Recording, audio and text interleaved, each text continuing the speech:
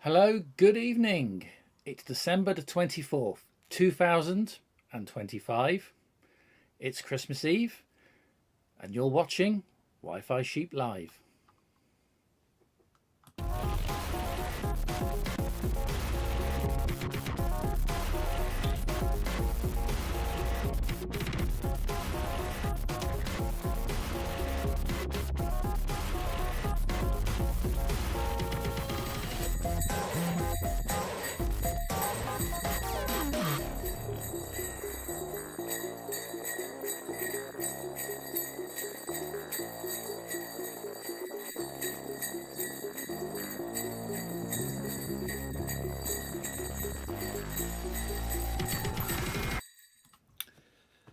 Hello, good evening, and a very warm welcome to youtube.com/Wi-Fi Sheep with me, Tom, and another edition of Wi-Fi Sheep Live here on Christmas Eve 2025, right through until the big day itself, so midnight GMT, London time here in the UK, and welcoming in Christmas Day.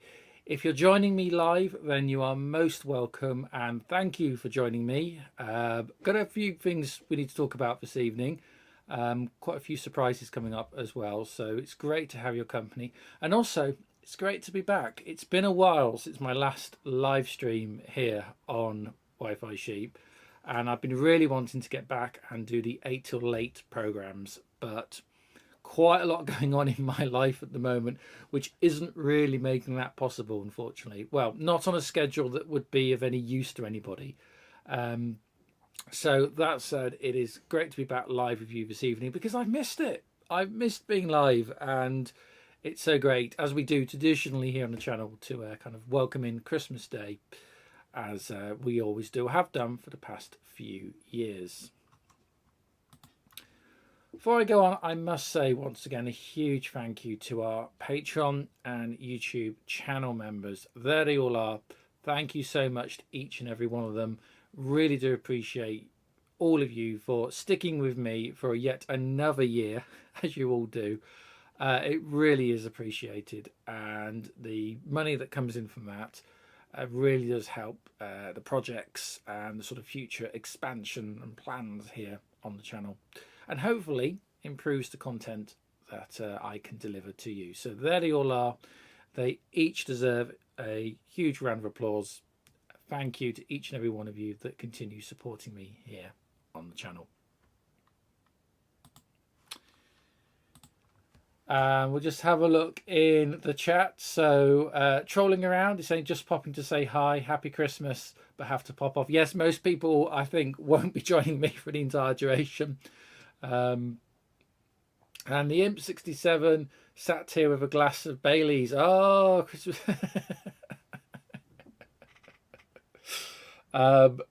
So I've got here, I'll show you this while we're talking about drinks. So this is, oh, you too, trolling around. You have a great one as well. Thanks for dropping by. Yeah, so this is a non-alcoholic stout from a major Irish brand of stout. I won't bore you with the details, but nothing to be concerned or worry about. But at the moment, because I'm on some prescription medication, I can't drink alcohol because it reacts very badly with the medication. So I'm having a very much a teetotal Christmas.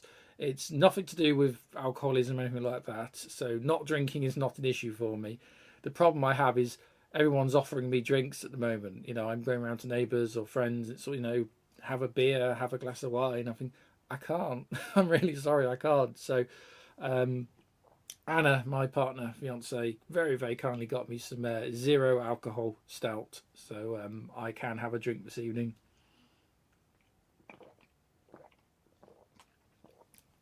The Imp 67, yes, big fan of that.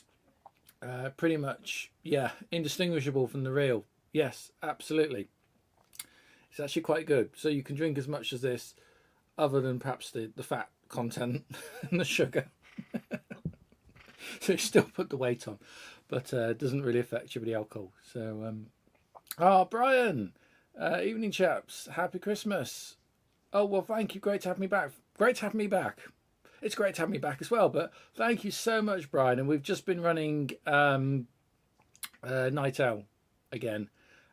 So I don't know if the BBS is online at the minute. I was going to email you, but I've had a bit of a day of it, and I've been sort of catching up to try and be ready for tonight's live stream. There might be a few of you who have joined me waiting for what this big announcement is. So we'll talk about my boring life a bit later on.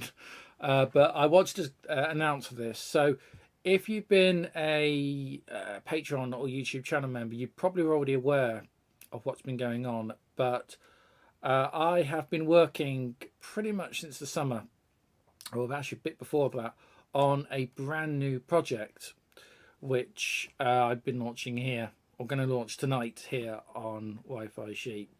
So without further ado, may I introduce you to the MinimalByte.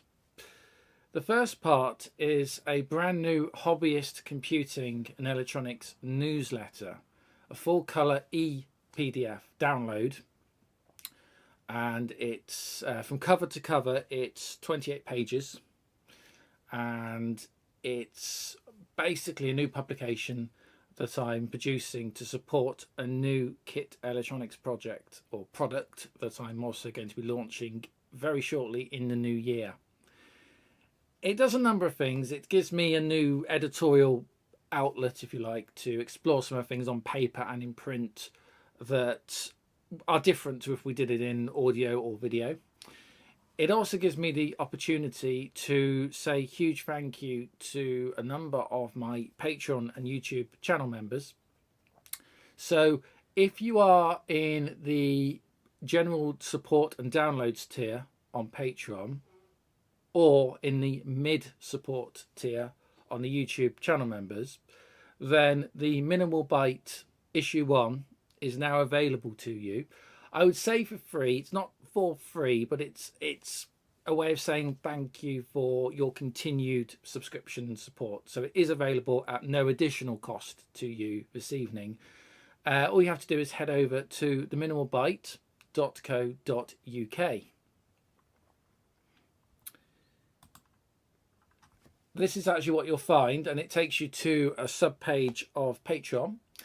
Now, if you are on a tier below the downloads tier, or if you're a free member on Patreon, or you're not supporting me on Patreon in any way at all, then you can still have a look at a free preview version of the magazine, which is there. I'm just going to click through to show you. So the first one here is actually a preview version, and it'll tell you what's in the edition, and there's a download PDF. You can download the free preview. I'm actually not logged in, so this is what you'll see if you're not logged into Patreon. If we go back, we actually have the full version here, which will be unlocked. If it's unlocked for you, then you're on the correct tier. If you don't want to subscribe, you don't have to. You can buy this for £3.50 as a one-off payment. That's British pound sterling. It will vary in cost on other currencies or in other currencies. It also will be considerably more if you buy through Apple iPhone. That's nothing to do with me. That's a policy between Patreon and Apple in relation to that. So if it's more expensive, I think it could be up to $5, £5. That's why it's something to do with a charging rate. It's, again, out of my control. I'll just give you a quick overview. So this is the full version. So it's a 28-page cover-to-cover digital PDF, and you can see the contents I have in the issue of the magazine. We have an editorial from myself, and we have the feature, which is the introduction of the MinimalByte 504B. This article, by the way, the first article is actually in the preview edition as well. We also then have Behind the Basic, the Road to Zero Basic, a new interpreter I'm launching tonight as well. We also have some additional sort of nostalgic content, the Console Wars, introducing the digital avatar Cassie Brightland, who will be fronting that. I also have a historical technical piece done by Mark Douglas, another. This is a ghostwriter, so I say AI avatar. Technically, it's an AI avatar, but it is a real human ghostwriter who's done some work for me. So this is Jeff Raskin, the father of the Macintosh, and this is a historical piece, which I think is quite interesting. We also have type-in program listings for Zero Basic. This is because it's the winter edition. It's the Christmas tree, 18-line Christmas tree demo, which you can type in on the MinimalByte 504B hardware, which I'll come to very shortly. And then the back cover, we have contacts, disclaimer. And the next issue, this is going to be a quarterly publication. So the next issue will be due spring. It'll be April the 2nd, 2026. Don't time me to that date, but it'll be around that kind of time. So plan is to do 4 issues a year. And the first issue is now available. So the link to this, by the way, is in the description to the video. Or you can go to theminimalbyte.co.uk, and there you'll find the preview version and also the pay version. So it's, again, just a way of saying thank you, giving something back, and it's an early Christmas present to those of you on those current tiers, either on YouTube channel members or on Patreon. And I'm just going to take a swig of drink.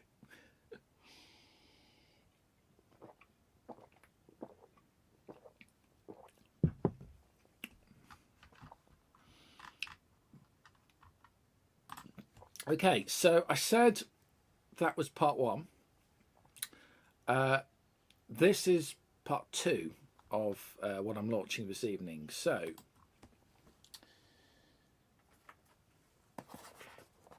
I haven't quite got the labels ready just yet, but here is a blank box, and inside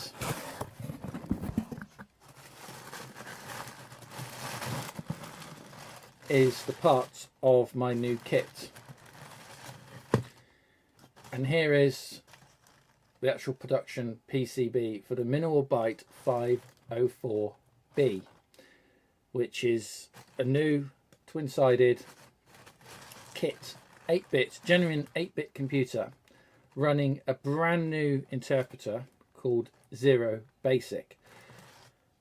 In the kit you'll have the board, you'll have a baggie with the resistors, diodes, USB socket, switch, etc.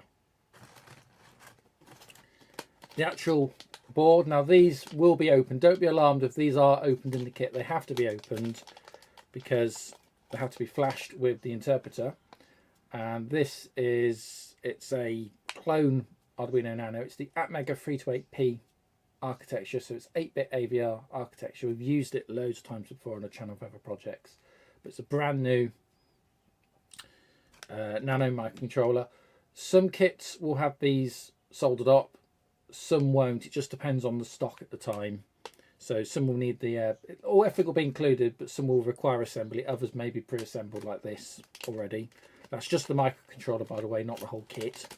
Otherwise it's not a kit, obviously. I will get that back in there at some point.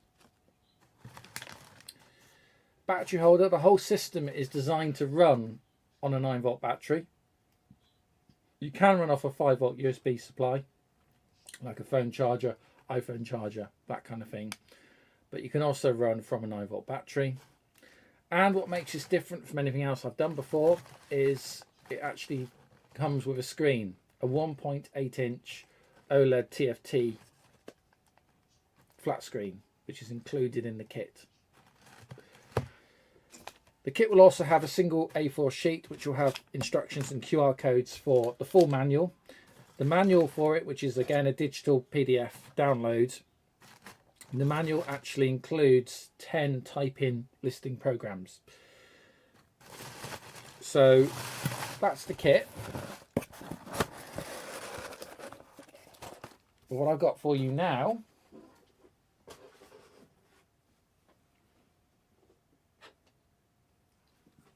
is one I built earlier. I built this literally yesterday. This is the production unit, and as you can see, it's all assembled. The MinimalByte 504B is designed to be simple, but it's also designed to be flexible. So you'll notice that there's actually multiple places that you can place a USB, or if you wanted to, you could place a PS2 socket. It has expandability, so the buzzer or speaker here isn't actually populated in the kits, but you can add a buzzer and it does generate sound. It is capable of sound. You'll also notice that it has breakouts for data and clock. So again, if you wanted to put your own keyboard or input that was PS2 compatible, you could break out from here. And also analog and digital pins, so IO, input output pins, are actually broken out on these headers that can be populated, as is UART RS232 serial. So the machine can run in a serial terminal mode, and I'll show you that in a little bit. So this is an assembled kit, and all I need to make it work, if I can find my keyboard. Here we are, in the gloom, it's down here. So I've got one of these generic cheap Chinese keyboards. I can't guarantee or suggest a keyboard. All I can say is Mac, Apple keyboards don't work properly. But what you need, ideally, is a USB keyboard that supports PS2 protocols. A lot of these sort of small, generic Chinese eBay, AliExpress type keyboards do still support PS2. So if I'm using a USB socket, it's not actually a USB protocol. So I just have to plug a keyboard in. And then all I need, really, to make this work is a fresh, new 9-volt battery. Make sure I get the battery the right way around, obviously. So I'm going to plug the battery in. The power switch is here.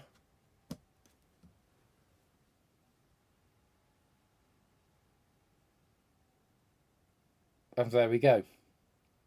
It boots up to the MinimalByte 0 basic interpreter. Web address, obviously wi-fi-sheep.co.uk. It says ready, and there's a flashing basic bracket prompt waiting for your instruction. And it's as simple as that, really. It is a brutally simple minimalist computer. So it's called the 504B because it has 504 bytes of available RAM.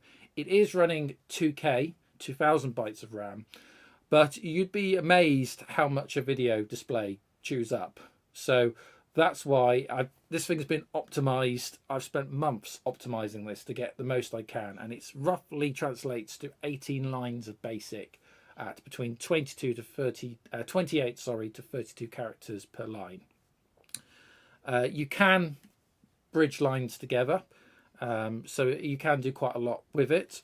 Commands like CLS work out the box, so we'll clear the screen, and we can type mem, and that'll tell you how many bytes of memory. So the full 504 bytes is free. It is capable of saving. It has onboard EEPROM storage. That's a feature of the AVR chipset we're using, so you can save a full basic listing into memory. I don't think there's anything in this one because it's new. Let's just load program too large. If it says program too large, that basically means there isn't anything in the memory.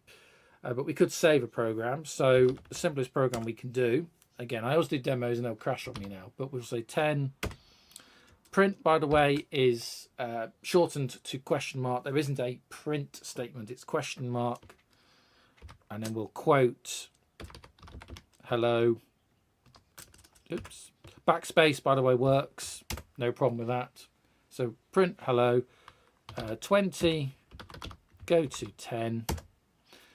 There isn't an end statement either in this interpreter. I've had to cut a lot down to get it to fit. But if we now CLS, we can list. There's the code. I can run the code.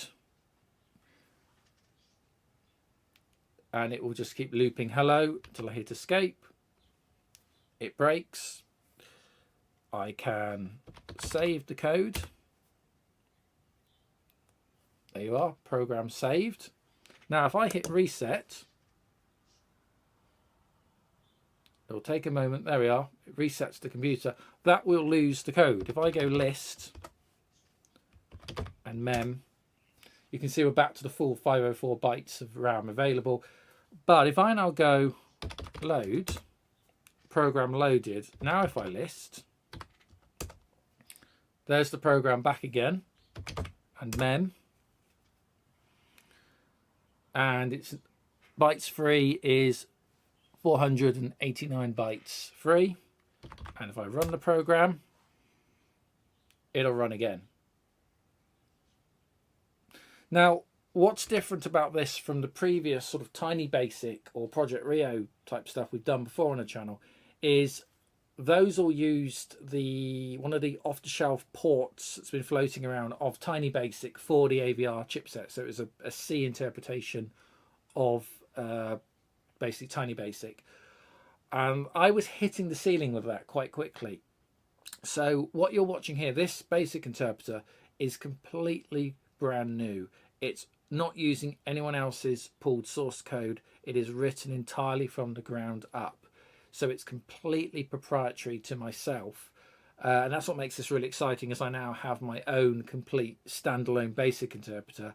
And that's how I've had the confidence to finally put this into a retail product. Not only just a retail product, but also have a newsletter magazine to run alongside to support the MinimalByte. What you're seeing here is just the beginning. And obviously I've been doing a lot of dev work, which is why between doing this and buying I haven't moved house yet, but buying a new property, and also my full-time commitment with my job at work, it's taken up a lot of my time, and that's why there hasn't been quite as much content coming through on Wi-Fi Sheep, because I have been generally very busy. But what I wanted to show you was something that was real, rather than just a sort of pipe dream, or I haven't had to kickstart or crowdfund any of this to date so far. I've funded this all myself. This product is real. I've got multiples of these multiples of these boards ready to go, ready to be shipped. I'm just not quite finished with the manual yet, and I haven't got labels for the boxes, and that's pretty much all that's stopping me getting an early batch of these out online. So I'm going to have Christmas in the new year. In the new year, I'm planning of putting some of these available on eBay. The price at the moment is going to be hopefully under £60. That's pound sterling, which is probably going to be about, I imagine, about $100. And I'm hoping that's going to include shipping in the price. So that will be the price. It was really important for me that this thing did not creep too high in costs. I was always nervous about doing a kit product because I knew it was always going to be a little bit expensive in some areas. I'm hoping that's going to be seen as a justified and fair price. I've done my best to make something I hope is really cool, and the Imp67 agrees with me. It is really cool, so thank you so much for those kind words. But also trying to get the price down while making a computer that's usable. The spirit of this machine is with those early pioneers of the home computer eras of the mid 1970s. That's kind of where my inspiration for this has come from. So it is a basic system. It is a minimal system, hence the whole concept of the MinimalByte. But it's one of those that's more of a fun retro kit build, and it actually does something as an electronic computer. And because it can de-write and de-read analog and digital pins, it is capable of being attached to other electronic devices or circuits or kits, and it can expand the machine's capability that way. Just as a basic interpreter itself, it's an ASCII based line interpreter. It doesn't do color and it doesn't do graphics. It will do sound if a buzzer is applied and a certain pin is pulled high and low. It can do beep sound. But I think there's quite a lot to do with this, and I've had great fun developing all the type-in sample products. So it's going to come with 10 basic programs that you can type and run on it. And also the MinimalByte, the newsletter, will have a type-in listing for the 504B at the end of each issue. So the issue at the moment has a type-in listing for a Christmas tree generator. Does 3 sizes of Christmas tree on screen, all in ASCII characters, which is quite fun. And I've been playing around with some other things, a couple of sort of type-in games and things like that. So there's lots you can do with 504 bytes of basic. And obviously, if a community builds up around this product, then hopefully there'll be some community-fed basic listings. So at the moment, I think the best thing I can say is keep watching Wi-Fi Sheep. Keep your eyes across Wi-Fi Sheep social media, Patreon, etc. I will be making announcements shortly when the kits are going to be available. It will be a small test batch to begin with. And again, I'm hoping to get the price under £60. That's British pound sterling, including postage. So, yeah, it's really, really exciting times. I'm just going to, cut back to me so you can watch me have a drink.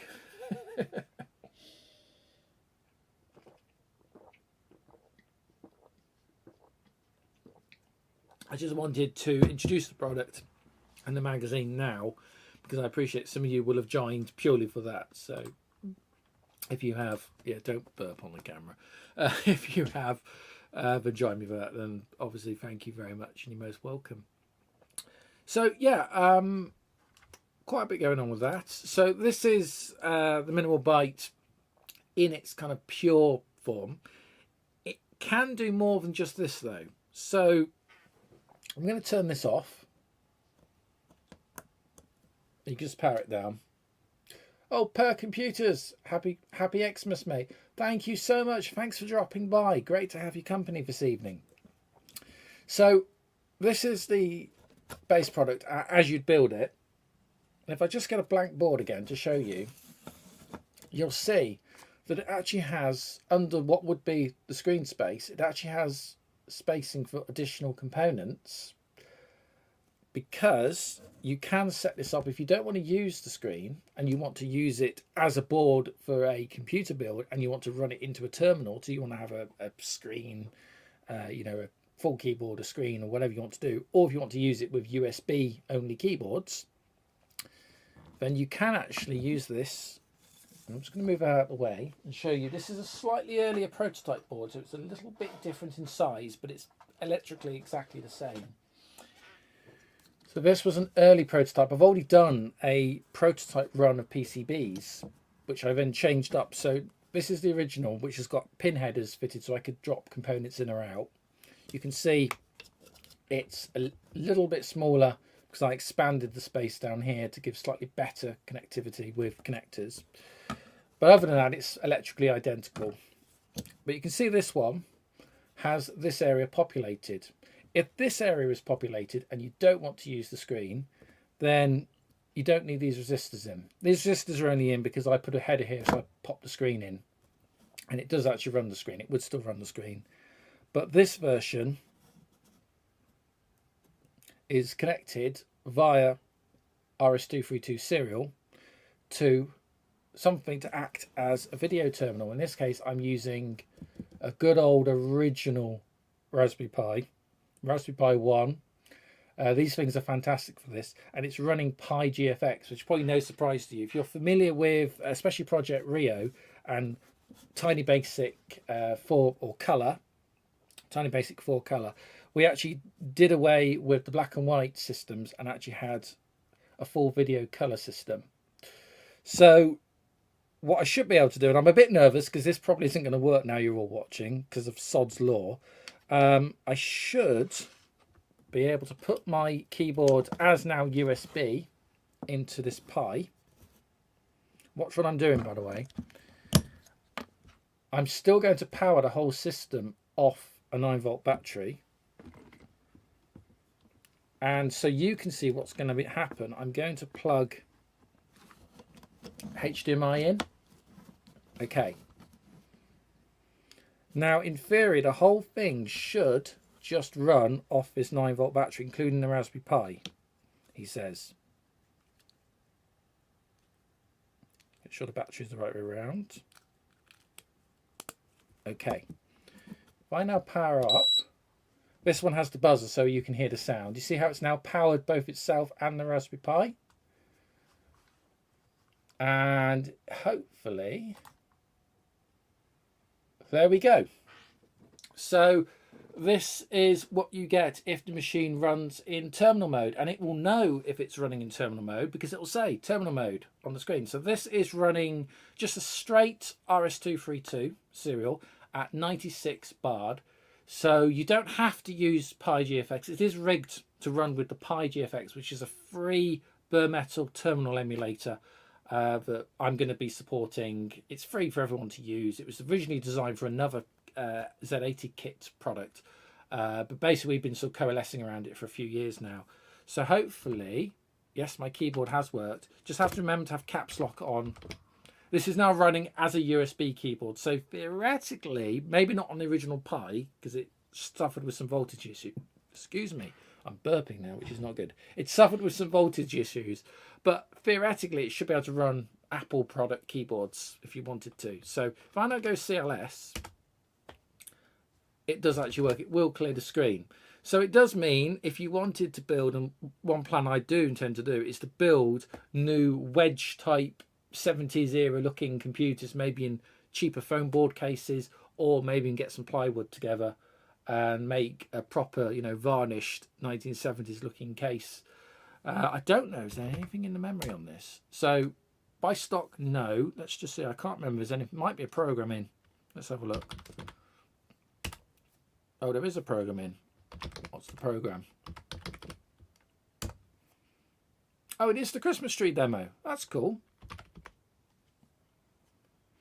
The only slight issue is that you'll notice the slowdown on scrolling because it's still driving the video display or the little TFT that's not actually on the device. That is one small drawback, but I'm working on it. Anyway, so that's now in. So if we now run, so this is the tree program that's actually in the current issue of the MinimalByte. So if I go small tree, it generates a small tree, a little lopsided, but tweaks required. 2 will generate a medium tree. There we are. Merry Xmas, everybody. and just rerun the program again. And 3, a slightly eaten large tree. So not perfect, but not bad. I think it may be missing a couple of lines there, possibly through the RS-232 feed into the terminal. But yeah, so you can absolutely run this, and it's designed to be basically to be hacked around with as a hobbyist.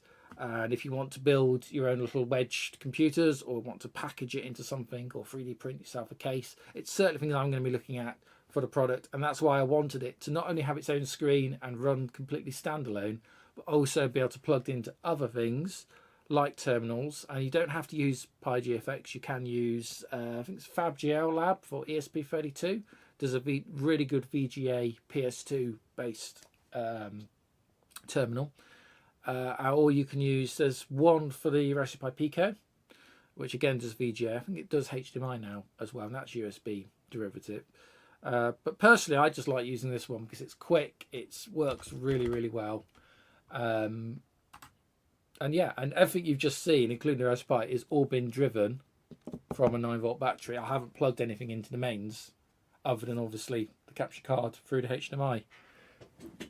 What I also like about using Raspberry Pi is you get the native USB support.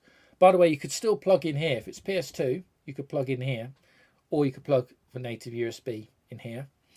I've also got composite video, so if I wanted to drive it on one of my little black and white CRTs, I could. That's composite, and you can change that in the settings on the SD card to be either PAL or NTSC for composite. You just have to take the card out and change the settings in the config file on a PC. I remind you, this Raspberry Pi is instant booting. It's not booting Linux. It's just running bare metal PyGFX as a terminal. So it doesn't need to shut down procedure or anything like that. What I will show you is, if I just power down the system, I'll power it back up. What you will get, you do get a very brief boot kernel. There we are, very brief. That boot kernel is just PyGFX booting up.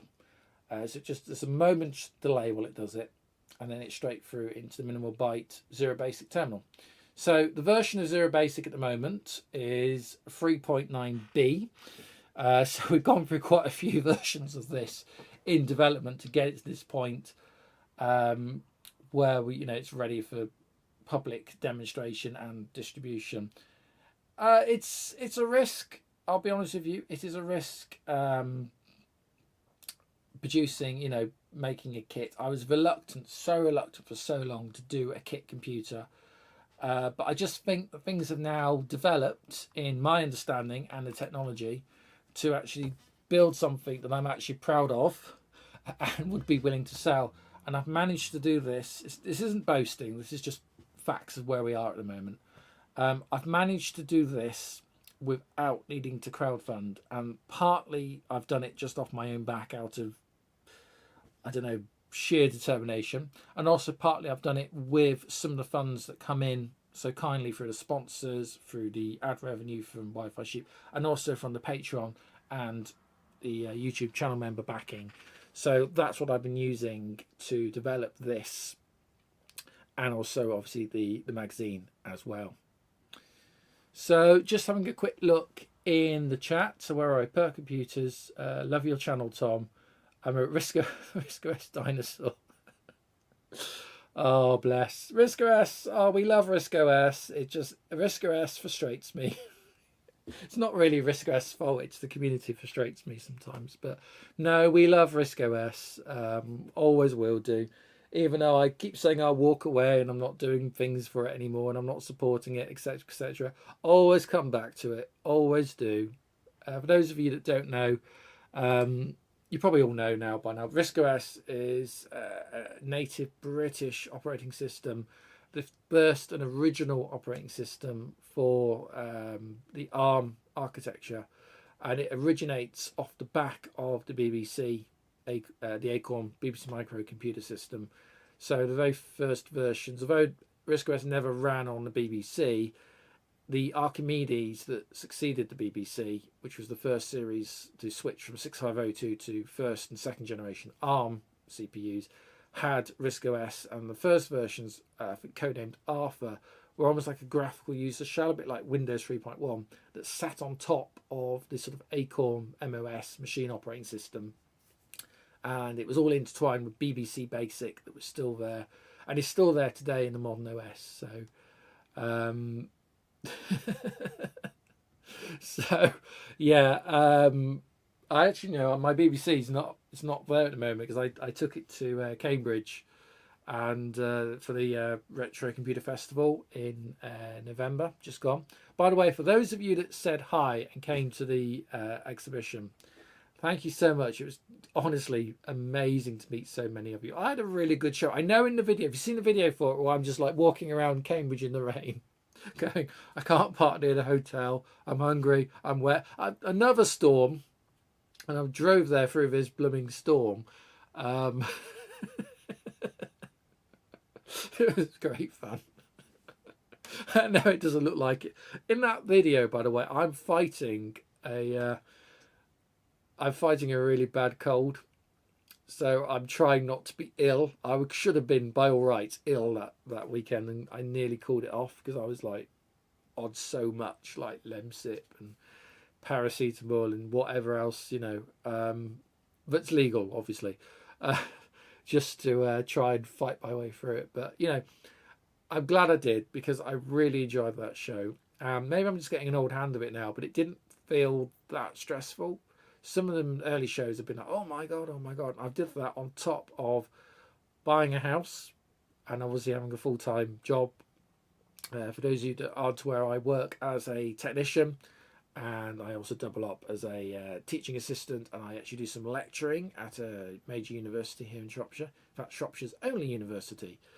And I've actually been doing some teaching in electronics. I've been leading a few classes solo in place of a lecturer. So yeah, that's been quite interesting. So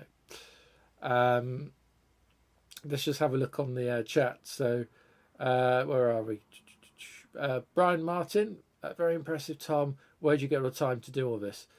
I honestly don't know.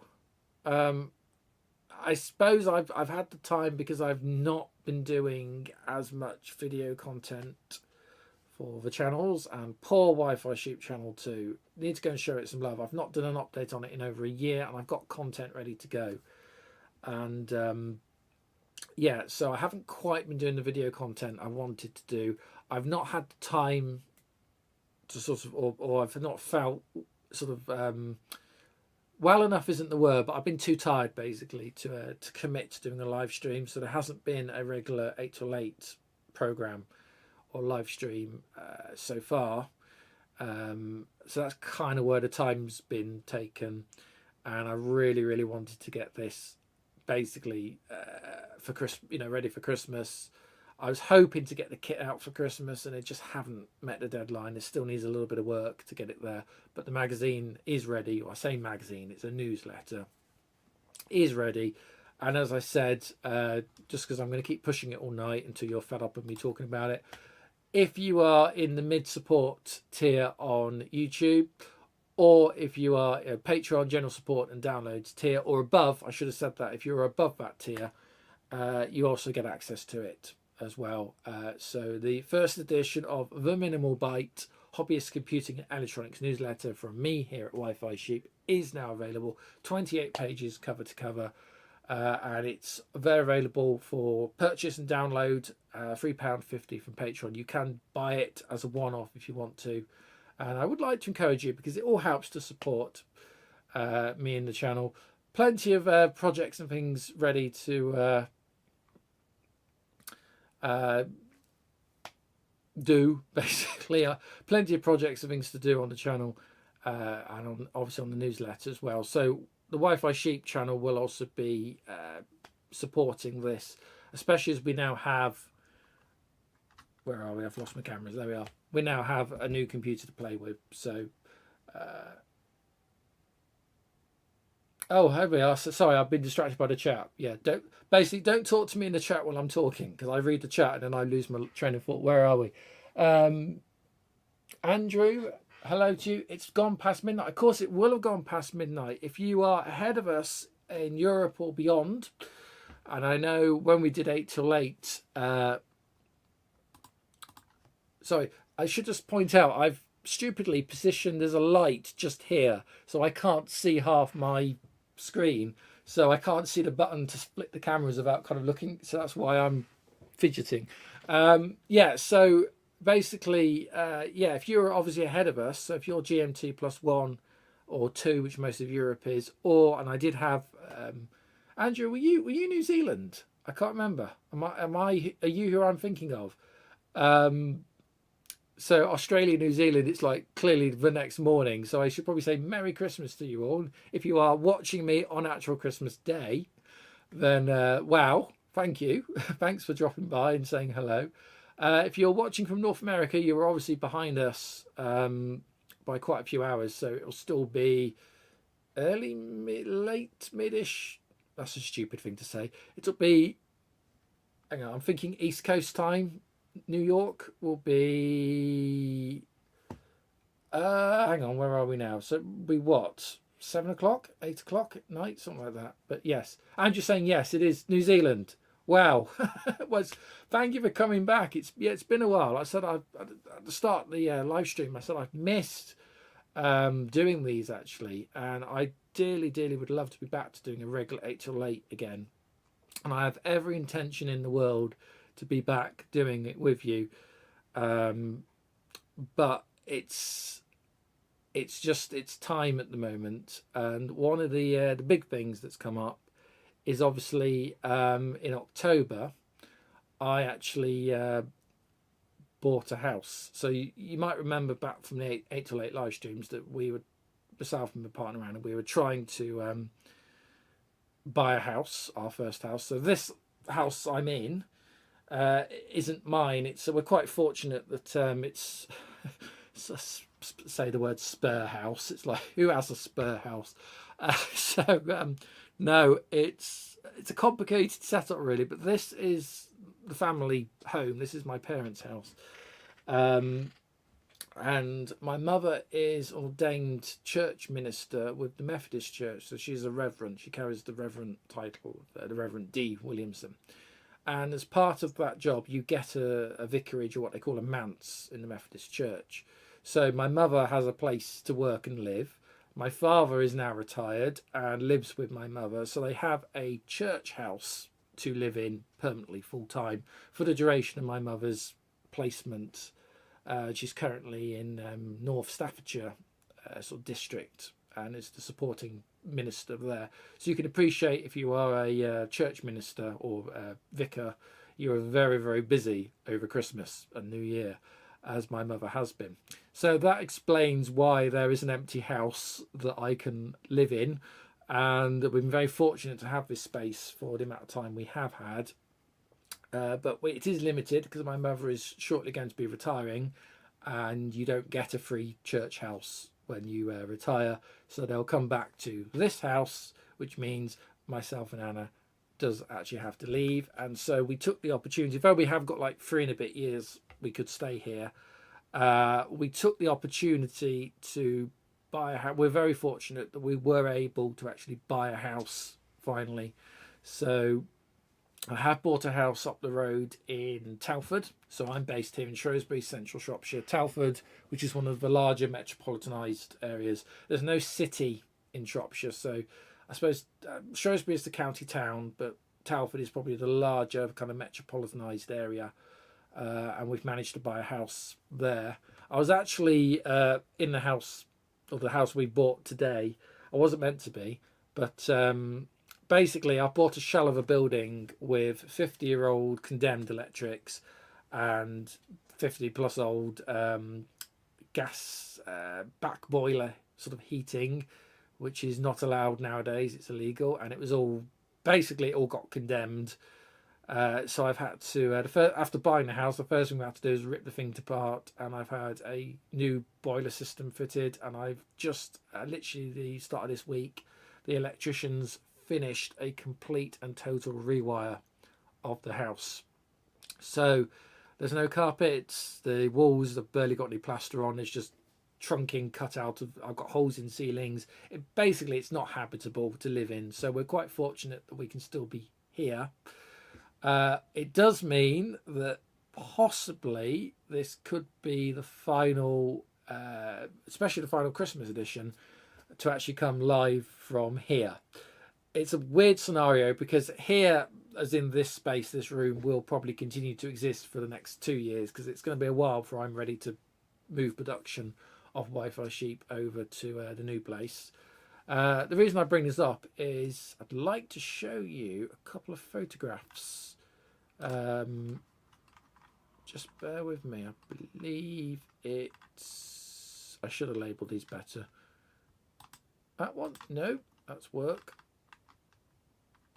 Where is it? Nope.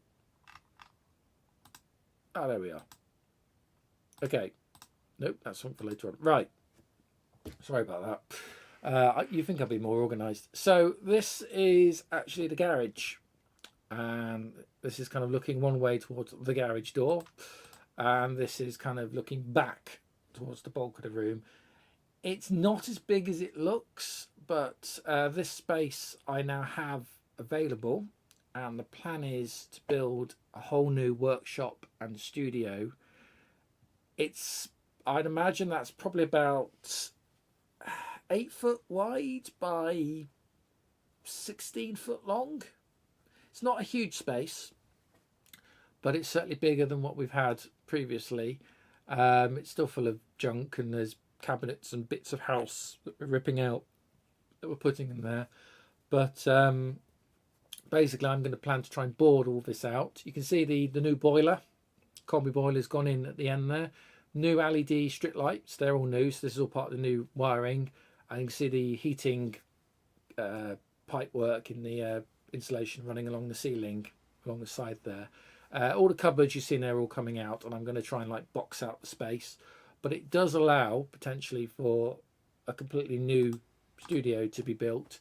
And then I want to have this space by the door. Eventually I'll take that garage door out and I'll have like a window and a walk-through normal sized door. This space here I could have a sort of a more open workshop studio space. And then I can have a fixed desk, up there by the window. So fixed benching. So yeah, it could be a really, really good space. This is kind of will be the new Wi-Fi Sheep studio, and it's kind of crazy to think I actually own that, which is insane when you think about it. It's easily 3 times the space I have in here. Because this room, people who have, a few of you that have actually visited me, I don't have many visitors regularly, but a few that have actually been in this space, I've been amazed how small this room is. This room is tiny, and I say that every time. It looks massive on camera, and the amount of stuff we actually do in this space for the channel, and all the projects and all the builds and everything. And I think I don't even know how I do it, because this space is tiny. While we're actually talking about this space, so this will carry on. The plan is that I will still be living part-time here, and so this room will stay the same, and well, more or less the same, and I'll still be doing a lot of my video production work in here until I'm ready to go over to the new space.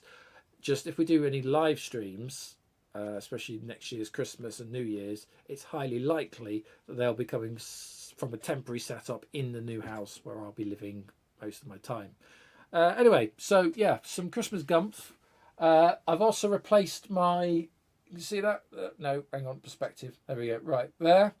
So I've replaced my Mist. I had an original Apple Macintosh version of Mist box. I've replaced that with Sheep, the actual video game Sheep. So there is a Sheep box, because, you know, why not? Not that awful else has changed, but I'll tell you what I will show you. I'm going to make everyone feel sick now. Sorry. Is you can see an odd reflection of me. I have replaced the 3D printer. So I did have a, quite early, about 10-year-old now, Flashforge Finder, that big red and black printer that used to sit here. That's now gone to a colleague of mine at work as a free giveaway, so I've given that printer away. Still works, but it's just, you know, old technology. And again, I'm sorry for shaky cam. Oh. Oh no, that's not good. That's not good at all. Right, that's move the camera and oh wow. Okay. Uh, it's all gone horribly wrong. And I left this running, and this started to get a bit warm as well. I think it was running low on battery. Yeah, so battery life, by the way, on these is quite good. If you run a Raspberry Pi as well off one of these, it will work, but it does take a little bit of oomph out your battery. Right, I might have a loose connection on these cameras, you know. Anyway, right, so apologies for that still blurry image with my ghostly face in it. I'll have to sort that camera out in a minute. But what I was going to say is this is a Flash Forge, not sponsored by the way. I just generally always go with Flash Forge printers. This is a 5M Pro, and it's actually the same type of printer. We have 4 of these at work, and I thought they're really, really good at work, and they've dealt very well with the rigours of students printing all sorts of random stuff on them. So an opportunity came up before we bought a house. I should point out these were heavily reduced online at about £250. So I thought, yes, time for an upgrade, and I've actually bought one of these Flash Forge printers. We were doing so well until I decided to move the camera, and I've upset something because that's now locked, but I've still got this camera. Is working fine, although I think my battery was getting a bit low. Just draw quite a lot of current to do this setup. So on this setup, I would highly recommend powering properly through a power supply from the mains into the Pi. That works fine. It can backfeed the other way. If you do that though, just be aware the power switch doesn't work anymore. It will just power up regardless. So if I took just not even a Pi supply, but just a 5V, anything from Pi 2 type supply is good enough. If I take a supply, just put that in there. Make sure you take your battery out of circuit, that's kind of important. If I backfeed, it will actually power up, and that's now off the mains. Oh, there we go. And that bit works fine. That bit has just gone a bit, what's happened there? Ever since, because I'm running this on Windows 11 machine, and ever since we've had a couple of updates to Windows 11, this has been proper buggy. All right, I'm back. There we go. Right, so yeah, just don't move their cameras. What is that? Weird.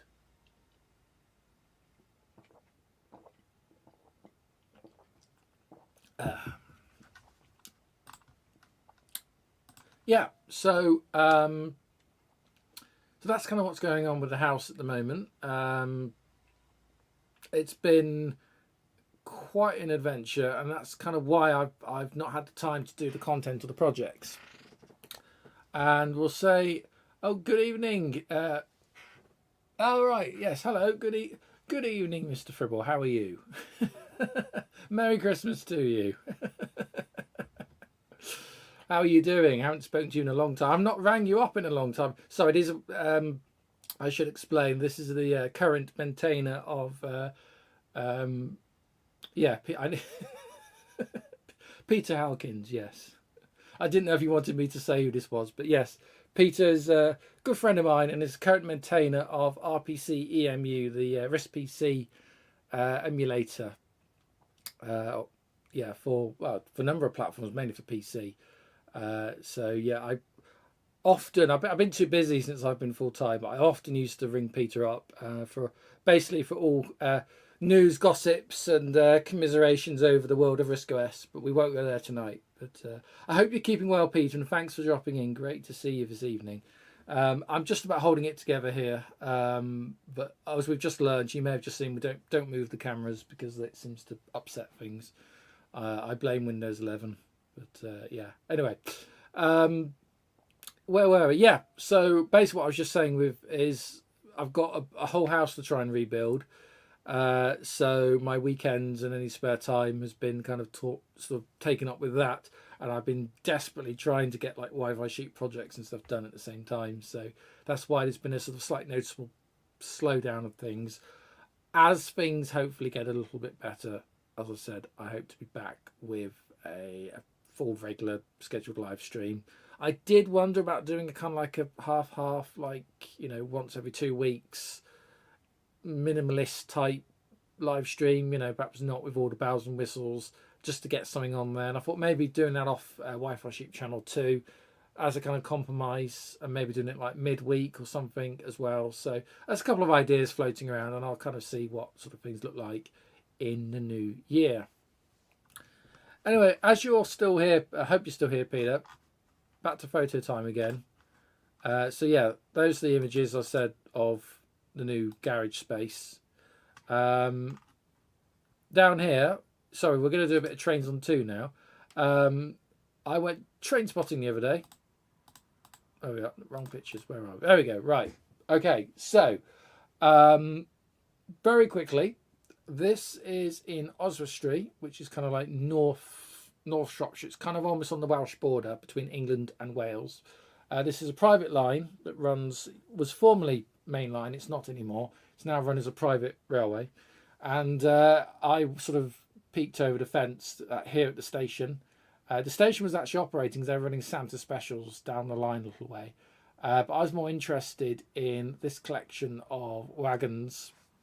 And mainly I was interested in this one, which is a brake van or guards van, which is basically an iron chassis with a wooden shed built on top that a guard could ride in on a freight train, and basically could apply brakes to the vehicle if you're running with a train without brakes, or if the locomotive at the front needed assistance, this could act as a breaker.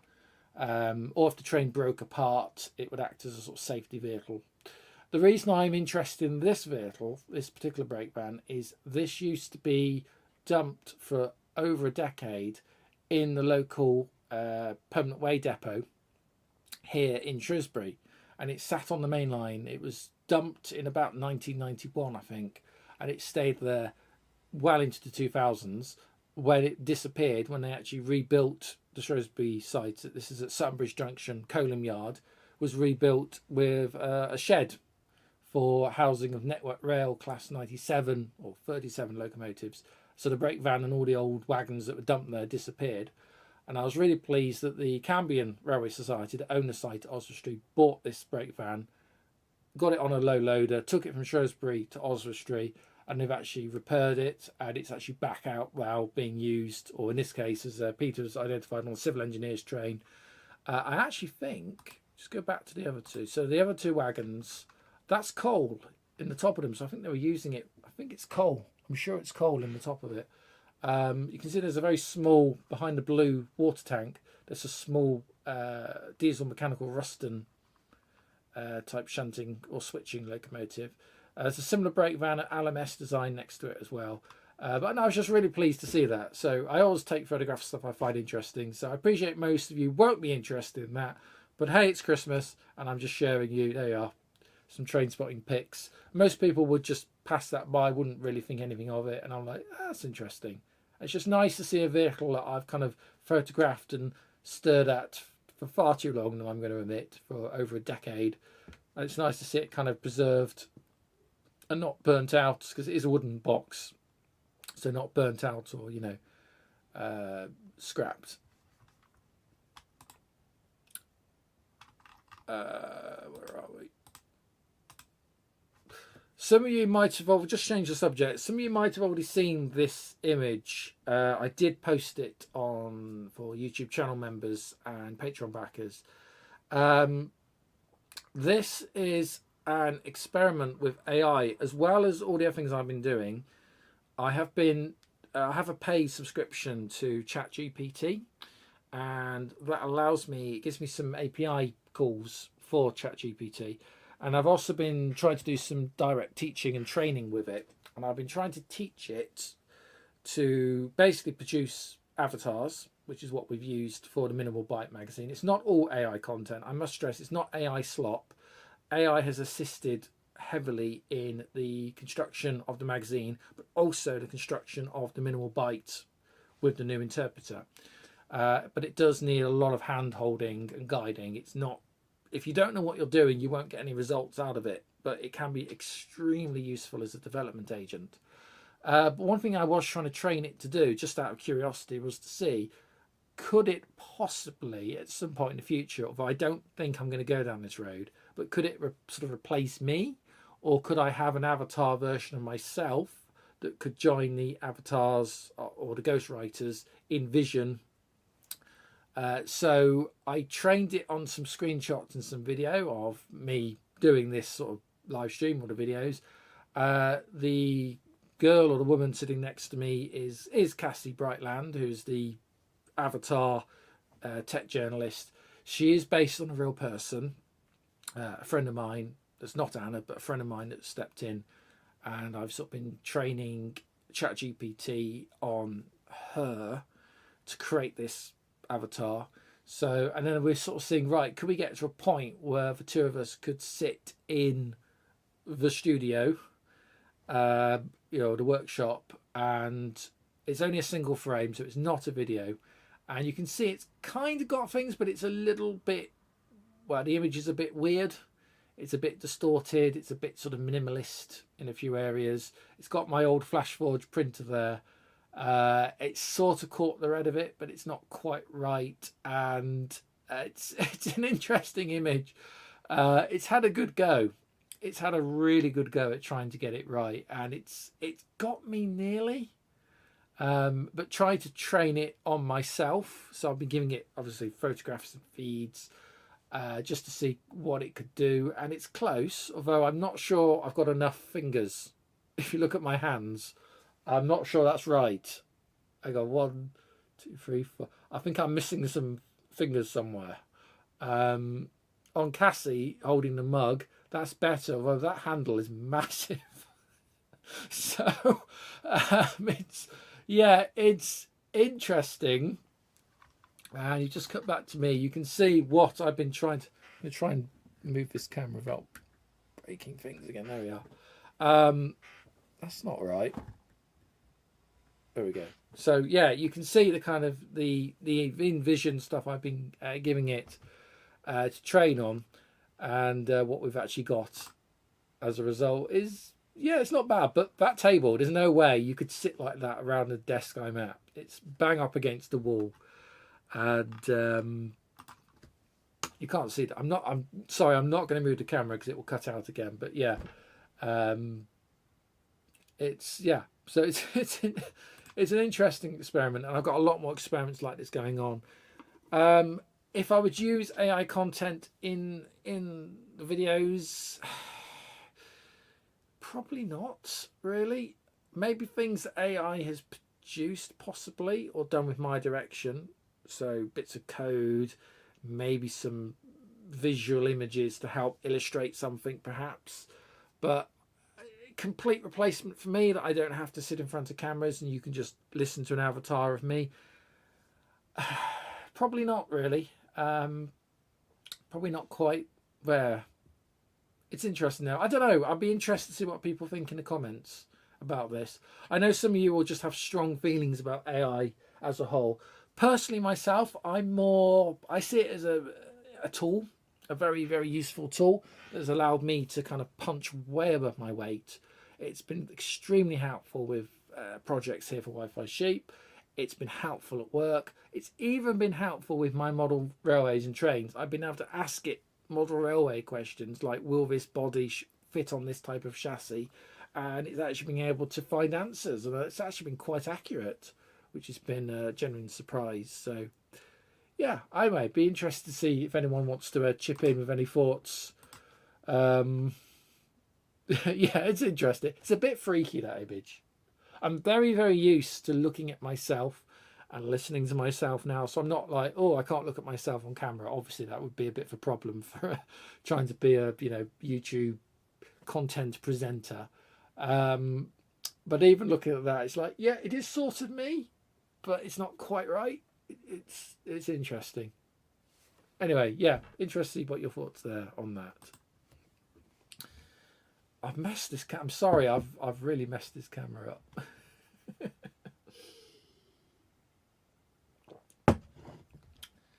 Oh, sorry about this. I know.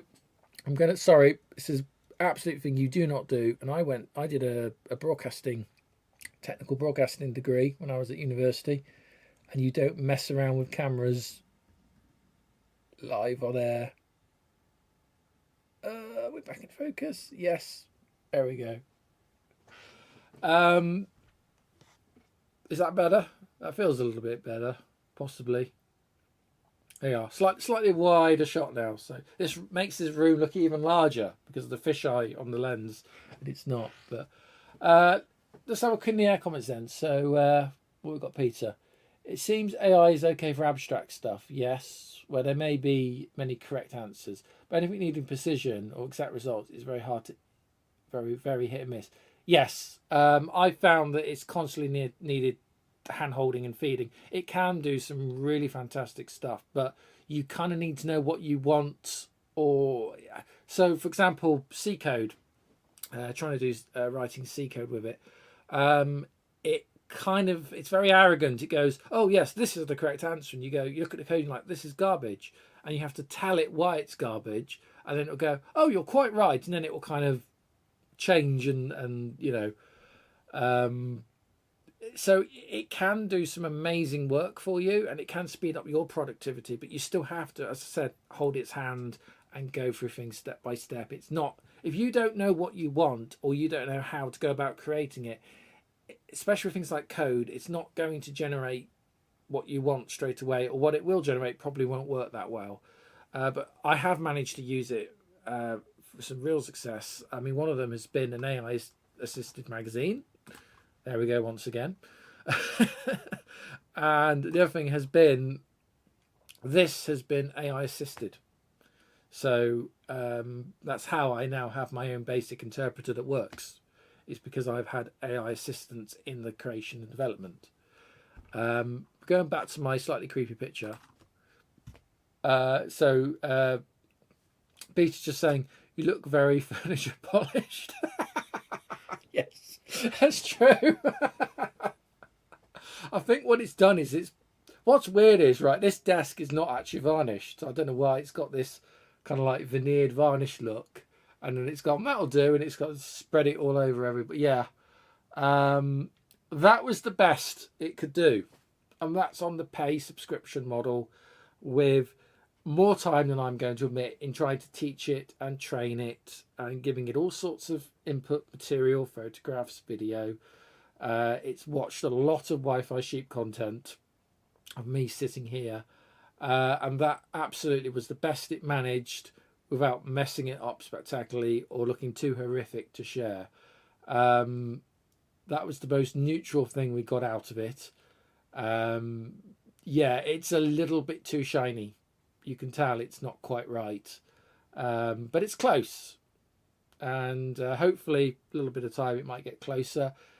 I don't know, as I said, I don't know if it's going to be any use, but it's just interesting to play with, and I'm quite happy to experiment. The reason being is, obviously, pictures of me, and again, I'm sorry for having to look around, but I stupidly put a light, as I explained, I put a light right where my buttons are for changing cameras, so that was a really good idea of mine, so that's why I'm having to look around it so I can see what I'm clicking. No, the point I was trying to make is that I'm okay, I'm comfortable with feeding it images of myself, because obviously I'm already posting content in the public domain, so it doesn't stop anyone else from doing that. I suppose the problem would be if someone tried to impersonate me. That's always the risk and the danger, but that could be with anyone and anything. But at the moment, I'm more interested in just sort of testing it to see what it can do, and if it could potentially be of use. So it's just interesting experiment. And as I said, it has been, for AI and for my use of it, it's been an absolutely fascinating year and been hugely productive. So, yeah. Oh, do you know what? I think I might need another drink in a minute. Non-alcoholic stout, because I'm having a enforced teetotal Christmas, New Year. It's not because I have a problem with alcohol. I have no problem with alcohol at all. But for reasons of, I'm on some medication at the moment, it means I can't have alcohol. So I'm having a teetotal Christmas. Nothing serious, nothing to worry about, but yeah, So, but luckily, you know, I don't need to drink. I very rarely drink anyway. So, but I'm on 0 alcohol, everything at the moment. But it's not bad actually. So, yeah. I'm just looking at the time. It's 20 to midnight here. So it's, or 19 minutes to midnight, 23:41, 100 hours GMT. You're watching Wi-Fi Sheep Live, Christmas special with me, Tom. Thank you so much for joining me. I think we're just going to go for a short break now because I've been talking for, well over an hour. So I've done quite well there. Hopefully making some sense. I don't know. I feel all over the shop. I'm a bit rusty on the live streams. It's been a while since we've been live. But I think we'll take a short break. I'll leave you with some pages from Night Owl and we'll be right back shortly. Do stay with us.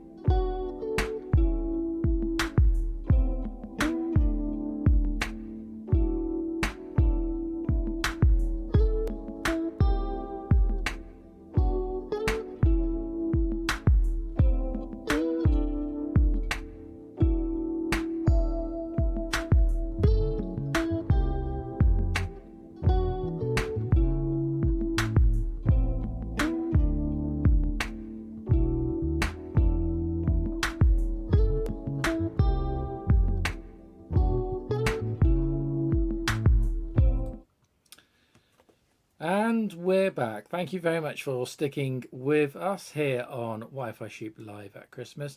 If you just joined us, Merry Christmas. Thank you so much for stopping by and spending even a little bit of your Christmas Eve with me here live on the channel. So, quite a few things we've been talking about. Just to recap, the main story for tonight is I have launched a new newsletter and magazine called The MinimalByte, which is available now. If you are on the general support and downloads tier on Patreon, it is available for you now. You can go and find it there. As well as if you are also, or as well as, or instead of, on the mid-support tier on YouTube channel members, it is available for you there. It can be purchased without subscription. The price is £3.50. That's pounds, as in Great British pounds, pound sterling. Prices may vary in other currencies or on other platforms. You can find all the information rather is on theminimalbyte.co.uk. Issue 1, 28 pages, is available there. We've also introduced you to the MinimalByte 504 computer, which I have just cleared off there, and we were just looking. Here is one I built earlier, and these will be available as kits for, hopefully they should be just under £60 including carriage, and these will hopefully be available in a limited form in the new year, and I'll be posting out links and details for that online. Right, what I wanted to show you was another kit computer which I have bought and are hoping to be doing, or doing a video here on the channel. I've got so many projects lining up and things I want to get on with and do. Let me just show you this. So this came, I've had this a while actually, but let me just get it out. So there's an envelope, and there's another envelope. 2 envelopes, there we are. So I'll show you PCB for it. This is a kit computer that's already produced, and here it is. Anyone want to have a guess what this is? So it's a single-sided PCB, silk screen on one side, and it has multiple bags of components, including one which consists purely of dip switches, and it also has a number of those, the IC holders for the integrated circuit, the chips, and the final bag should be, and it is the actual ICs that are used in this device. So this is a TD4, which is a 4-bit computer. I can't quite explain this, but ever since I've sort of been doing Wi-Fi Sheep, I've been more and more interested in electronics and building computers. Very much with a heavy following on 8-bit systems, like the system I'm going to launch myself, the MinimalByte. But I've always been fascinated with the idea of having a 4-bit computer. I can't quite explain to you why, but that's exactly what this is. This is a kit for a 4-bit programmable computer. So basically, it doesn't have any RAM as such. It uses shift registers to hold memory or to hold code. And you have a series of manual setting dip switches, and you have to manually program it by pulling bytes high or low in order to make it do something. And it only has an array of, I think they're here, there's surface mount, there's 4 surface mount LEDs, and that's the output. So there's no, by default, there's no keyboard, there's no screen with flashing prompt or anything like that. It's extremely rudimental and basic, and it has the equivalent of, I forget how many bytes it is, it's like 100 and something bytes, I think it's equivalent to. If I go over to, I have just dug up the one of the many websites for it. So again, I'm not sponsored, by the way. This is a song I've generally just bought. So this is the TD4 4-bit DIY. They call it a CPU because really it's just a central processing unit. It's not a full-blown computer. But here is the actual kit when built. I haven't even started yet, but I wanted to do this as a project on the channel, and I will do this as a project. And just saying, is it a Alto 1? I don't. Unless that's very similar, I don't think so. It's a TD4. That might be the same thing. I've not done enough research, but yeah. So if we just have a look here at the webpage, so it says they're building. We took 2 sessions just soldering it together. This is the schematic for it, and it explains how it works. So you have registers, A register, B register, output register, program counter, a ROM of sorts, yes, optcode, and then you obviously have the data section, and you have the adder, and I suppose the adder is effectively what you manually set here. So you do have some basic commands, so add, move, in, out, jump. So basically a machine code, effectively. And you can write in hex. I'm assuming that's hex. It's not hex. What am I talking about? It's binary. Sorry. Why did I say hex for?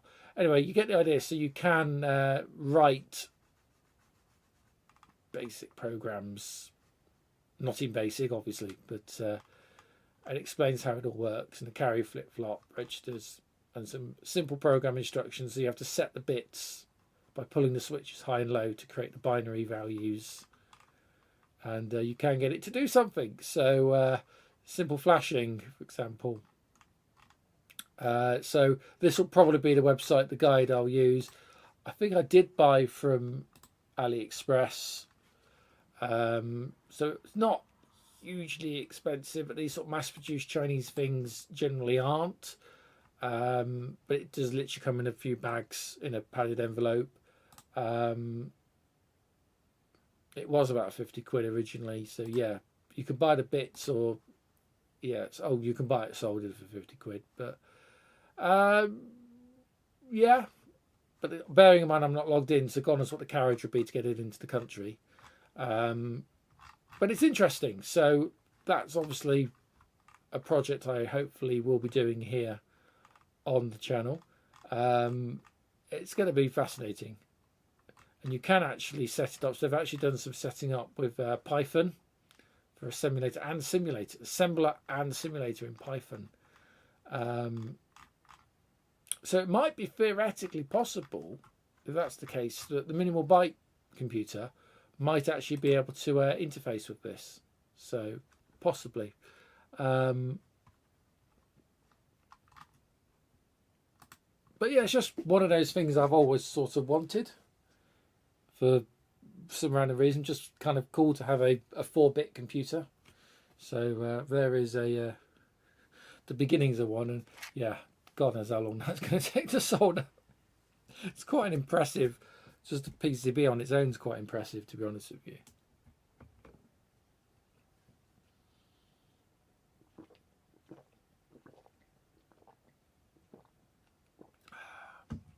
I'm impatiently waiting for it to be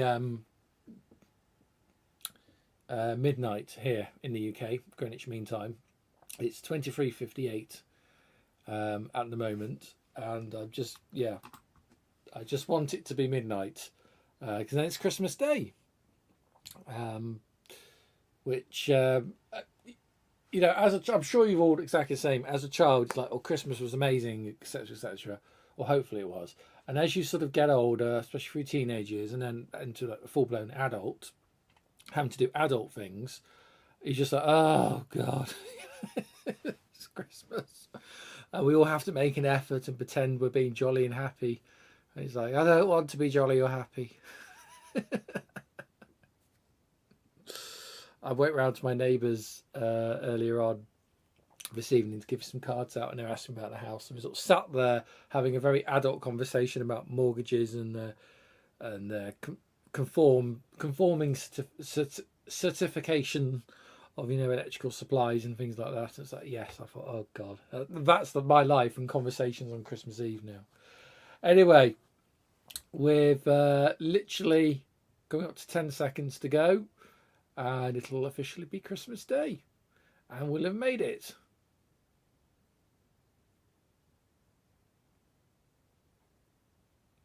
There we go, midnight. It's now December the 25th, 2025. It's Christmas Day. Merry Christmas to you. Thank you so much for staying with me and singing Christmas Day right here on the channel. As it's Christmas Day, it's now officially Christmas morning, which means I get to open a present, which is fun, and I generally don't know what this is. So, first of all, a bit of tidying up is needed. By the way, Merry Christmas to all of you. Thank you so much for being with me, and I hope you do have a great day when we finally do call it a day, which we probably will in about half an hour's time, as I do want to get some sleep. Going back to being a child, yeah, could never sleep on, Christmas Day. Too excited. Now it's just like, yeah, I can sleep quite happily.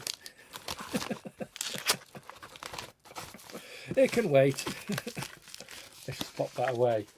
Right, I've got to do another camera adjustment now, so apologies. This is all going to go blurry and horrible, but I need a little bit more space. These cameras are absolutely fantastic for being so close to the table, but giving you space. So we'll just move all that out the way. So, I do actually have, this isn't made up, this is genuine. I actually have a present here. This is from my parents. There we are, Merry Christmas, Tom. And I think I know what it is, or I don't know what it is, but by the size of the box and the fact it's got a bit of weight to it, I think I've got a good idea what this might be. So I thought, let's open a present, like live, an actual real genuine Christmas present live on the channel. Let's see what it is. So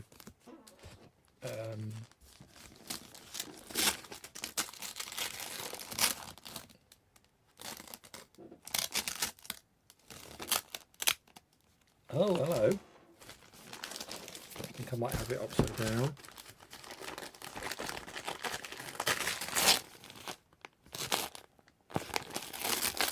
Okay.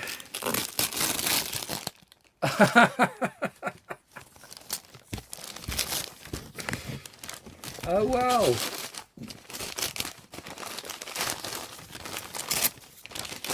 Oh.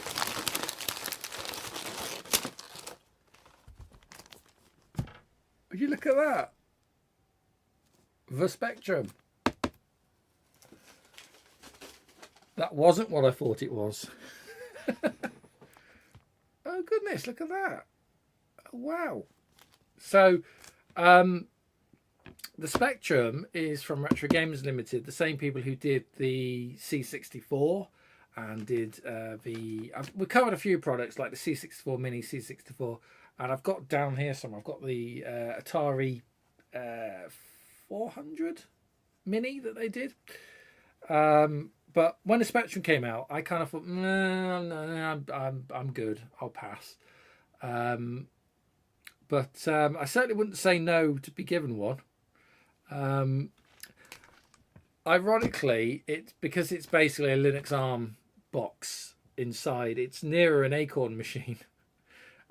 Going back in history, those of you that will know the rivalry especially between Acorn and Sinclair back in the 80s. They even made a film about it called Micro Men, which if you haven't seen it, it's a very good film. It's never had an official release because it was made by the BBC about, oh God, it was good over 10 years ago now. It is a very good film. It's about the whole creation of the BBC Micro and the sort of differences between the two tribes, if you like. Let's just get it out the plastic wrap.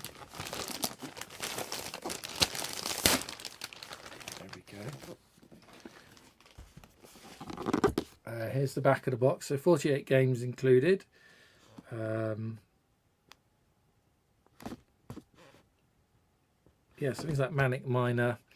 It's all a little bit before my time. People are shocked to hear that I'm not actually 40 years old yet.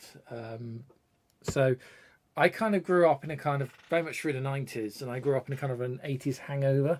So I go on about this a lot, but we had BBC Micros at school because our schools weren't funded. So it's so we kind of had all these old machines left. We'd never had. I had Macintosh at home, so I kind of didn't have the 8-bit era, if you know what I mean. Anyway, I'm going to need a knife to get into this.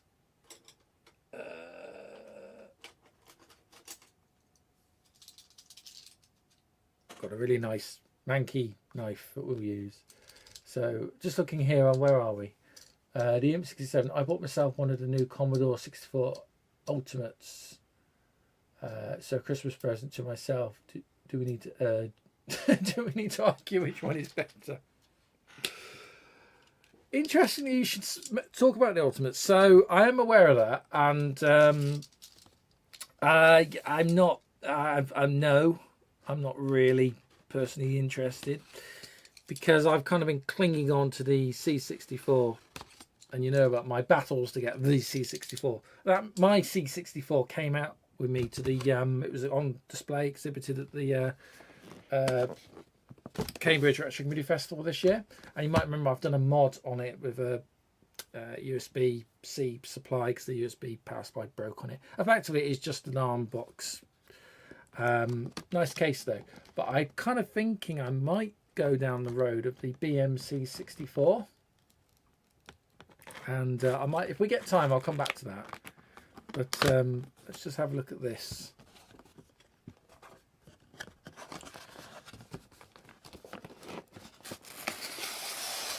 It is very, very heavy. It's very nicely packaged. This is heavy. There's a lot of weight in this. Surprised it's as heavy as it is. Let's open the box. So there's actually a free, talking in magazines, it's a free issue of Crash magazine. I might come back to if mine could do print or not. Let's just take that out of the way for a minute.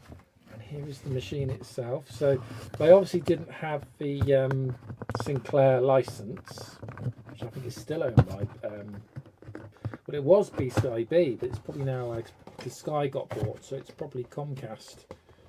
Let's just oh,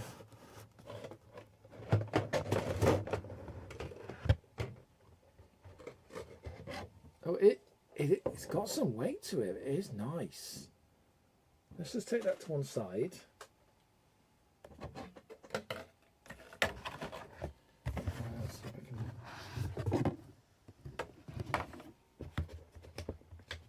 And there is actually a manual.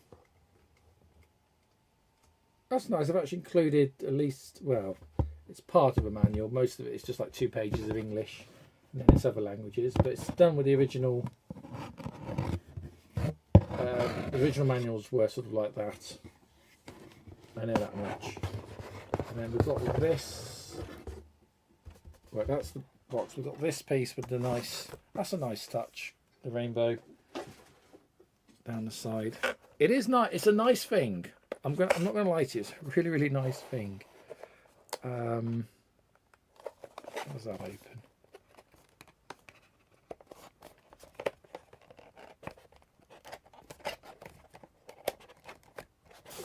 Bending the cardboard. Come on. Oh dear, that's stiff. What's in here? So USB-C. I'm glad they're now using USB-C as a standard. Much more, and a HDMI lead. That's everything in there. It's packaged nice. It really is packaged nice. I can't, you know. Let's just pop this stuff out the way. Let's have a look at the computer itself then.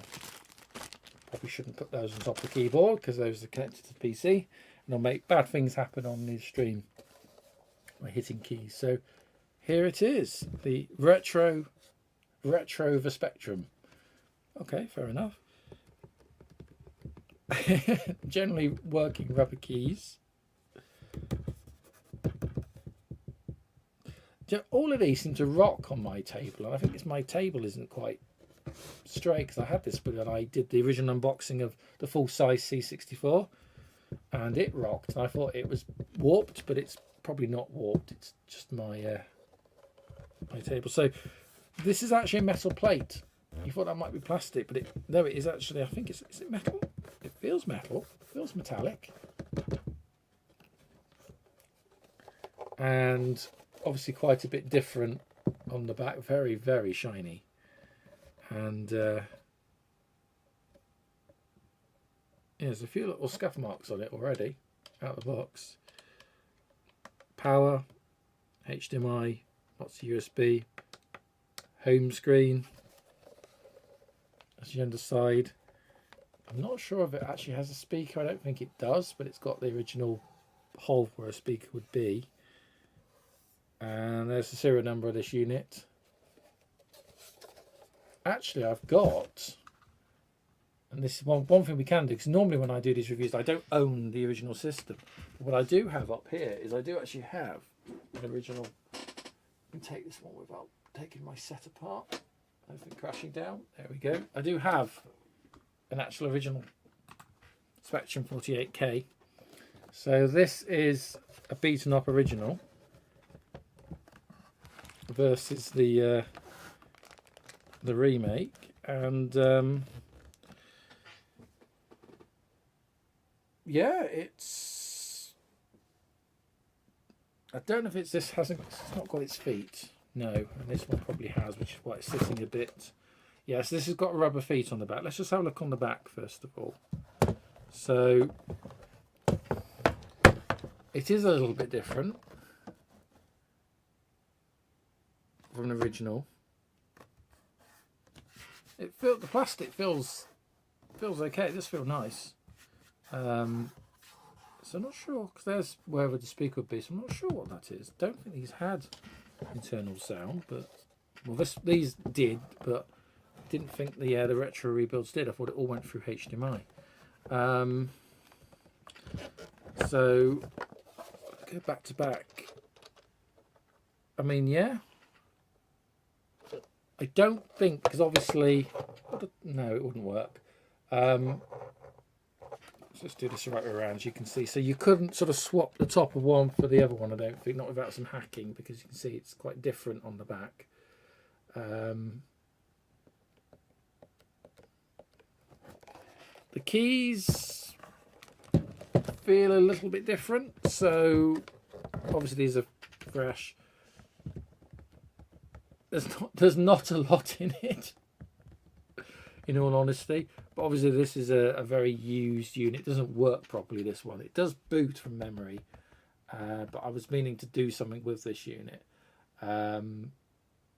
Just in the chat here, Martin Parker. Merry Christmas, Tom and Adam. Thank you so much, Martin, and great for popping by. Merry Christmas to you as well.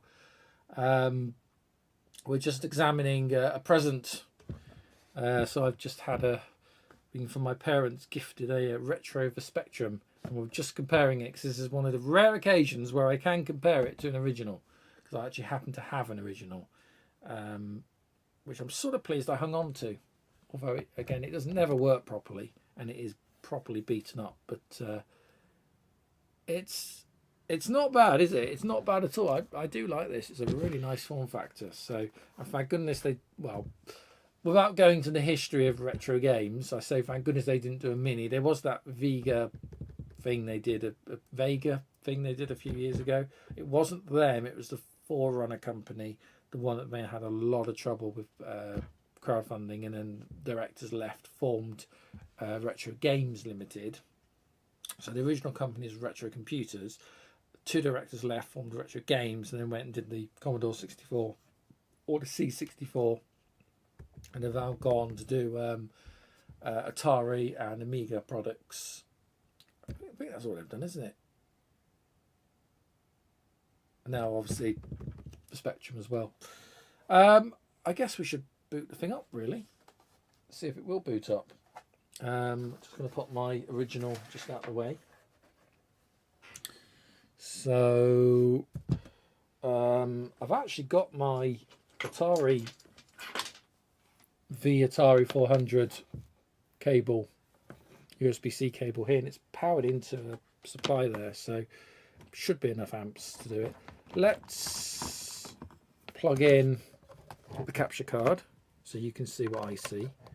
I will probably have to mute the sound coming out of this, just because it probably will be copyrighted. I had a copyright issue before with the backing track on the menu of the C64. Let's put, USB-C in. There we go. And that should probably be enough. So, power button. Little light comes on. That's a nice feature. And let's go to capture. Oh, there we are. So it's quite nice. It actually gives you key prompts. So we go English, yes. B, next. Yes, 50 hertz, yes. Run television test, F.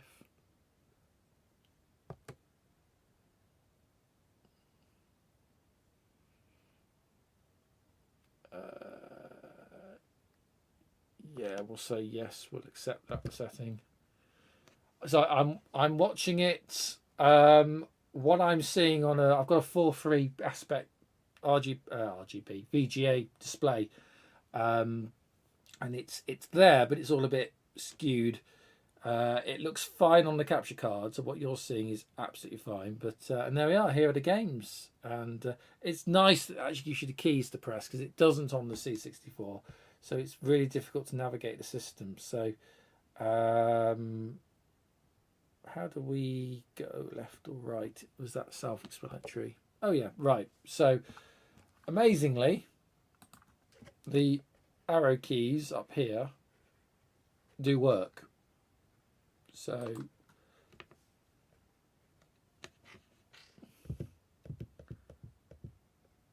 what have we got?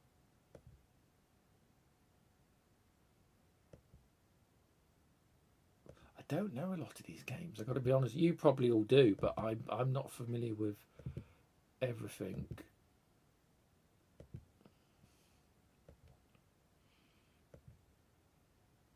I know that one. Not played it, but Highway Encounter, Hobbit. Of course, Horace Goes Skiing will be on there because one of the directors owns the rights to Horace now, so that's obviously going to be on there. What I'm looking for, not in 3D. Might look at that in a minute. I just want to see if it's possible to.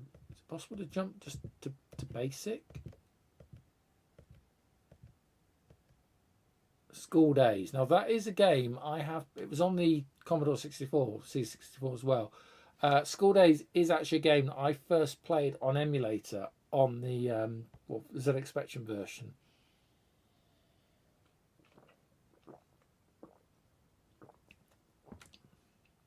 Absolutely no idea what I was doing, but it was still very interesting.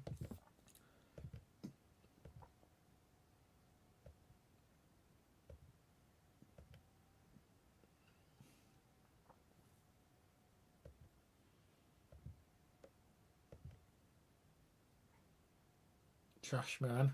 Is that a bit like Paperboy, but in reverse?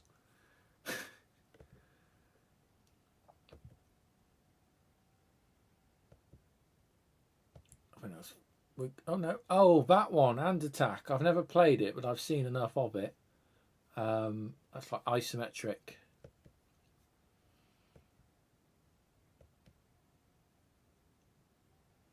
Avalon, yes. I think we're right. We've gone full. So, how do we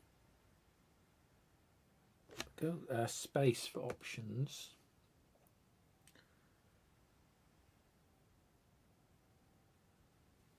Close.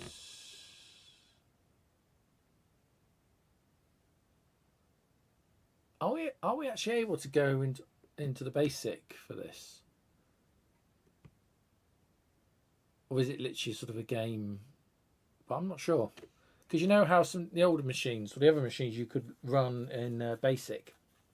No problem. I'm just seeing if that's... Maybe we're going to advanced options.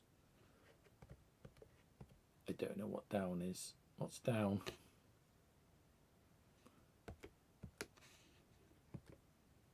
That's display. Close. Options. I'm not sure what down is. Oh, yeah. Well, down is down key. Who would have thought? Right. Options. Ah, here we are. Boot mode. What does that mean? Ah. That's what I wanted.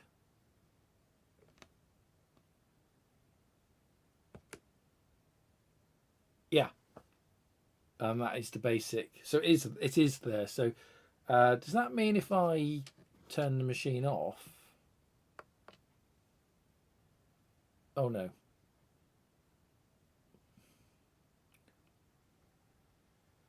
Let's just go down to reset the machine.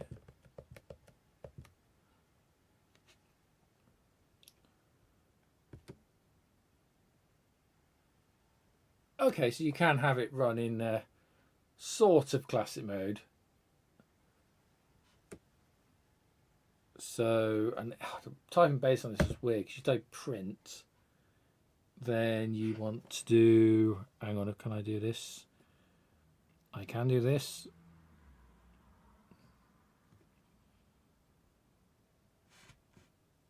Symbol. So basically what the ZX Spectrum has multiple modifier keys. So now I've done print, so you have all the basic commands are all listed, so you don't have to type them out. You just press one key and it does it for you. But then if you want a quote, so the print key also has the quote, you have to hold down symbol shift, and then if you press the key, there you go. And then we should be able to type oh,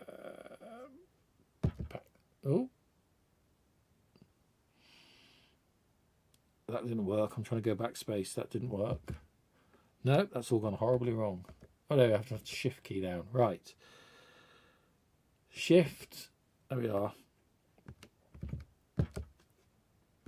Symbol. Right. There we go. I did a piece of basic. So it's possible, but it's clunky. It's very clunky. It does work, but oh dear, even on this, prodding in the basic commands on the rubber key. It's probably nostalgic, but yeah. I guess I should really say thank you very much to my parents. That's really, really nice of them. And that is a really cool system. So that's probably another thing we probably need to do a proper video on. I'll have to pretend and do an unboxing again, unless I do the recording off this, maybe. I like it. It's not something I would have bought, but it's nice. It's a nice thing to have, and it really does look the part. You know, when you compare it to an original, it's, you know, it would have been nice if it said Sinclair, but I appreciate the licensing issues. It's a close enough replica as you're going to get without the license. So, and it is nice that that's his. It feels metal. It might not be as thick material, but it does feel metal. That. So it's yeah, it's a very, very close recreation. While I'm here, and I'm just looking, we've got sort of the dying minutes to stream. I'm probably going to come off at past. We're talking about C64 Ultimates, and I'm just seeing if I can. Where did I put that?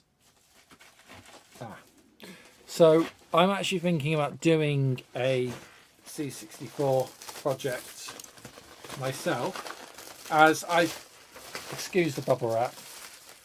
As I feel I've possibly hit the ceiling of what the C64 is capable of doing and being. So the C64 is Retro Games' other system. It works very similar to how the Spectrum works.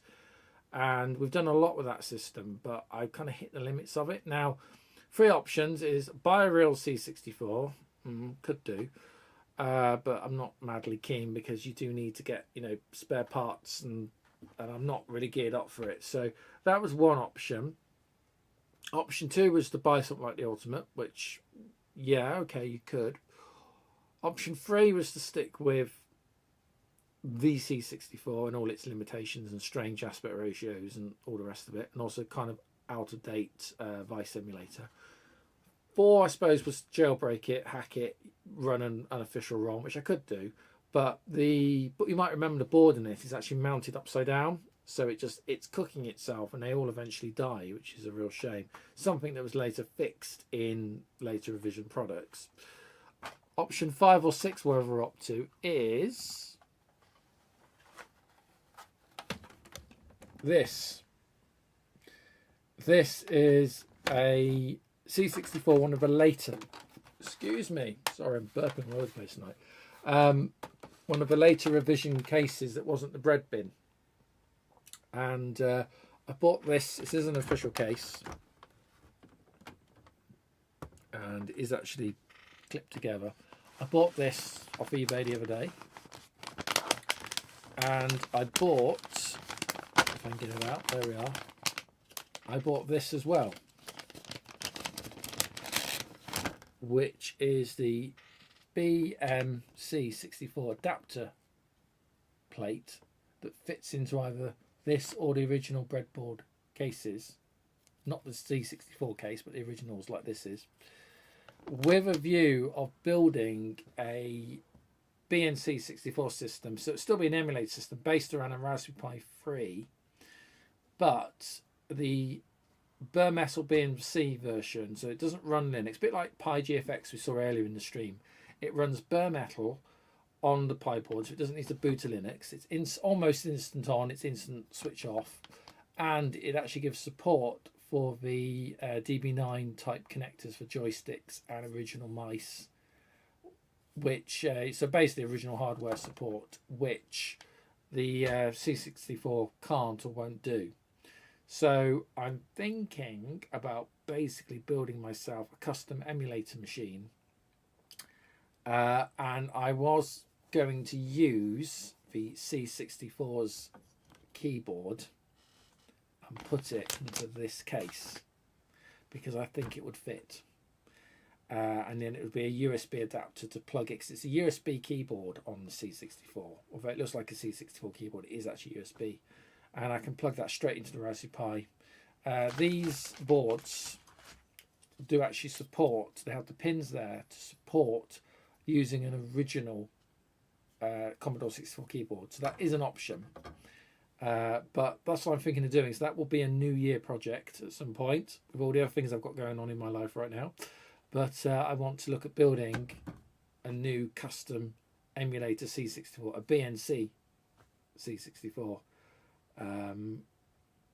So yeah, that's a project coming up on the channel, and that's why I won't be going for the Ultimate, because I can't really justify the cost.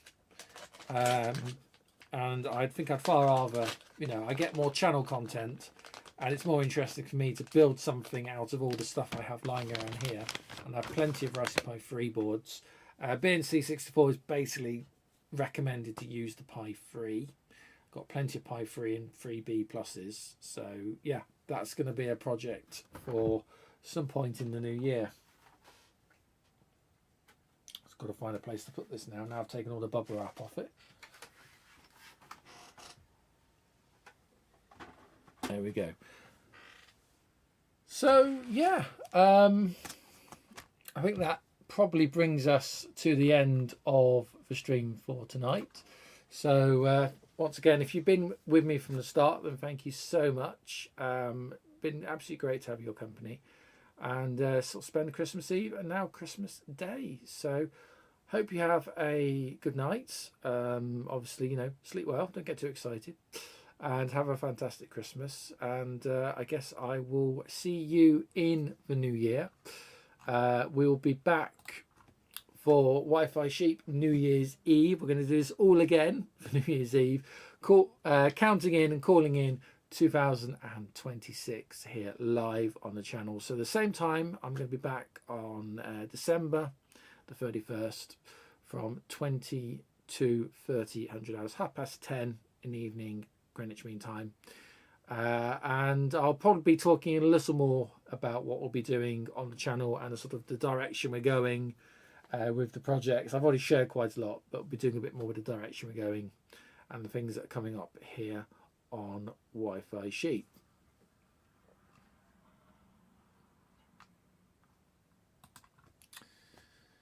Once again, a final reminder that the new The MinimalByte newsletter is now available and is available from theminimalbyte.co.uk. It's already there and available for anyone on Patreon on the general support and downloads tier.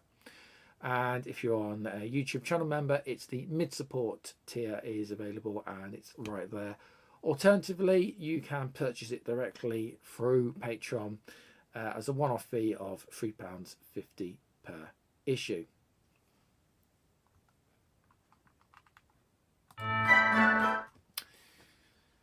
And the time has just gone. It's nearly 31 minutes past midnight right here on Wi-Fi Sheep. So I'm going to call it a night there. Once again, thank you so much for your company.